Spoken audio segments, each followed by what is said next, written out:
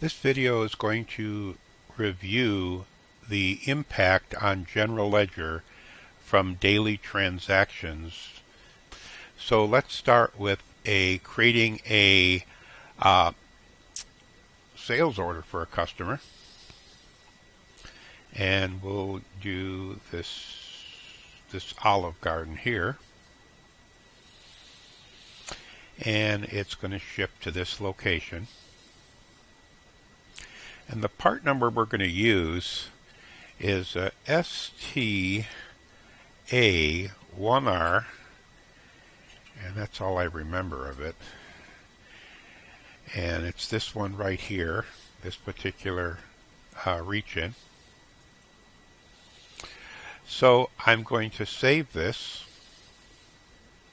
and the customers gave me their purchase order number. And I need to deliver this by Friday, December 1st. We are not asking for a prepayment. If I just say I want to print my order and preview, and I'll say show cost since it's going to be an internal document, this gives us a chance to see the actual order, what our cost was, what we're selling it for, and all the information on that particular document. So now that that's completed, I need to order this. Now, nothing has hit my general ledger yet because just creating a sales order doesn't affect my general ledger. So now I'm going to go into purchasing. Actually, I'm going to go into pending sales, and I am going to create a purchase order from this sales order. So create PO. I'm going to bring it into my office. Here's the item. And in reality, I think I'm going to order 4 of them. The one to satisfy this order, plus I'd like to have 3 in stock. So I'm going to order 4 of these things. And send it back to the order list. Okay, so we're ordering a total of 4. And we're going to tag all, and that's check mark means we're ordering it. Create PO.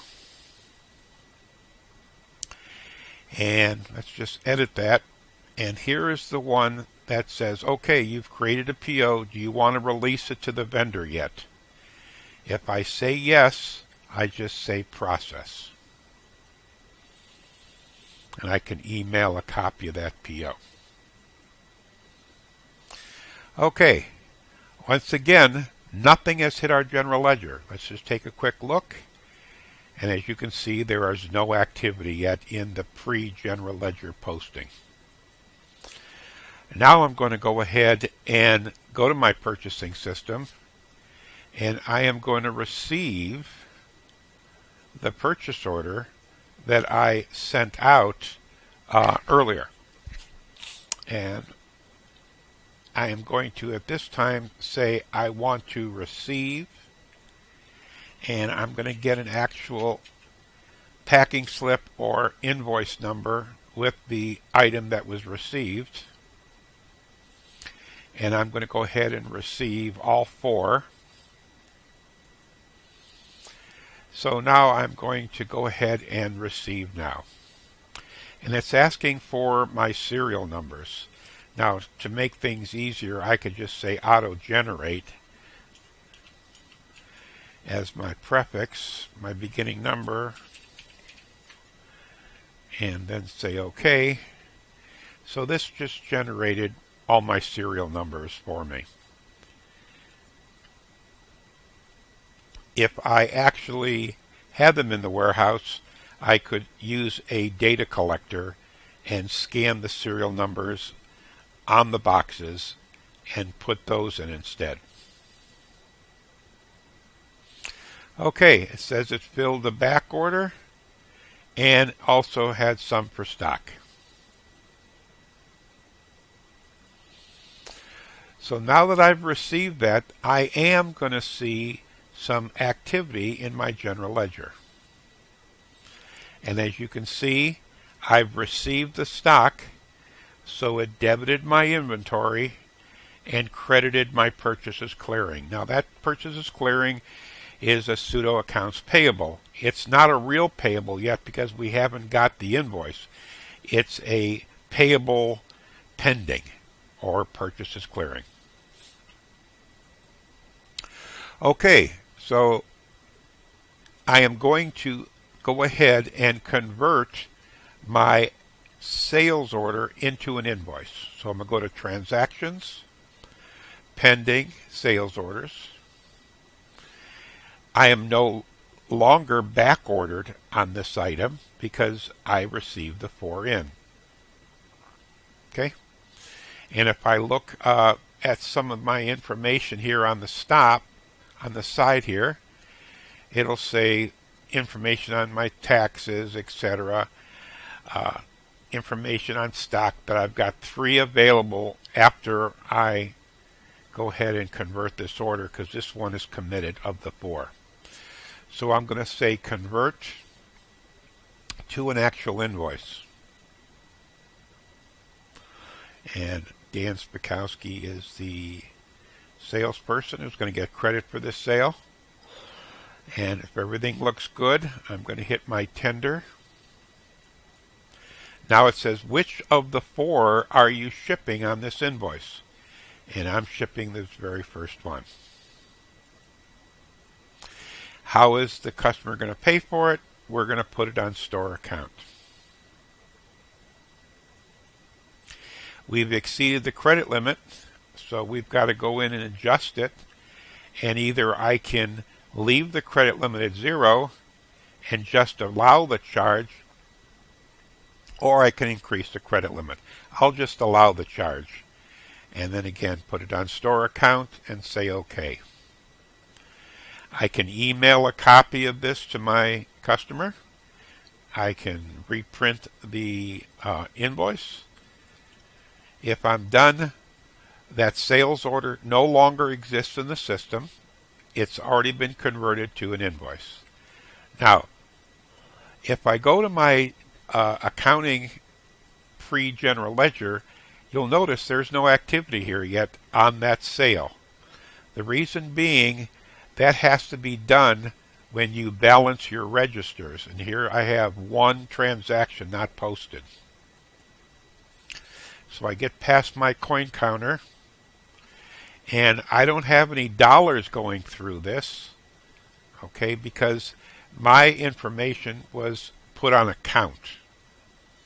Okay, so when it's on account, you're not going to see dollars on account. I'm going to go ahead and post.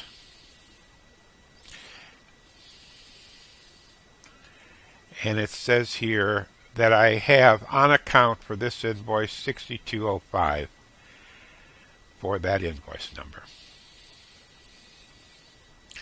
And I am posted. So let's go back to my accounting now. And we see on this invoice number, accounts receivable was hit.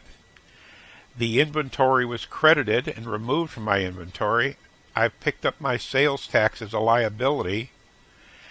The actual sale here is a credit, and I've debited my cost of goods sold, which is the $44,021.89. So that is how the transaction gets moved over to my general ledger. So now that I've completed that, and you'll look over here in my transactions, I no longer have anything to post for the end of the day. So I now have the invoice completed, and the invoice from the vendor just came in. So I'm going to go to my accounting and my AP processing, and I see I have an invoice here from True. I'm still within my discount period, So we're good here. You'll notice got 10 days on my 2% 10. So I'm going to go ahead and flag this, and I'm going to post approved.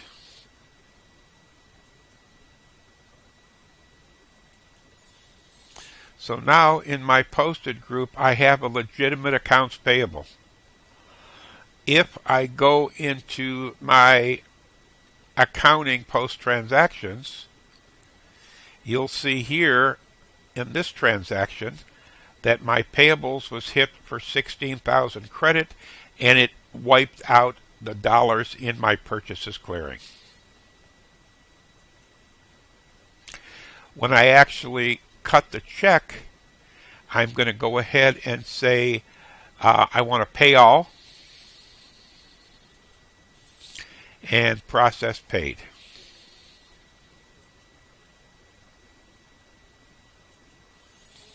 This will give me a remittance advice I can stick in with the actual check if I exceed the number of lines on the check stub. And we'll close that. So now that is sitting there in my invoice history. If I look at batches, I see my true payment with the discount that I was able to take because I paid it early. Let's go back in transactions, and now you see my checking account was credited for $15,000. My accounts payable was debited and wiped that out, and I also got a purchase discount. So those are the transactions that happened with a sales order, a purchase order, an accounts payable, and finally the actual invoice sale.